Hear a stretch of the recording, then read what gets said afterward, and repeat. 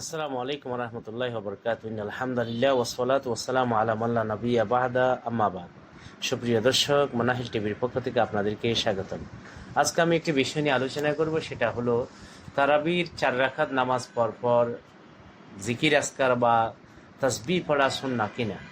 সাধারণত তারাবি 4 রাকাত পর সেই পরিমাণ বসা মুস্তাহাব, যে পরিমাণ নামাজের মধ্যে সময় ব্যয় হয়েছে সেই সময় কোনো মাসনুন জিকির নেই। চাইলে চুপ থাকতে পারবে, চাইলে নামাজ পড়তে পারবে, চাইলে তিলাওয়াত করতে পারবে, দুরূদ শরীফ পড়তে পারবে, তাসবিহ পড়তে পারবে। মক্কা শরীফের মধ্যে যারা আছে চাইলে তারা তওয়াফ করে নিতে পারে। তবে মাশায়েখগণ ফতোয়া শামির মধ্যে এসেছে যে একটা দোয়া পড়া যেতে পারে, সেটা 3 বারও পড়া যেতে পারে।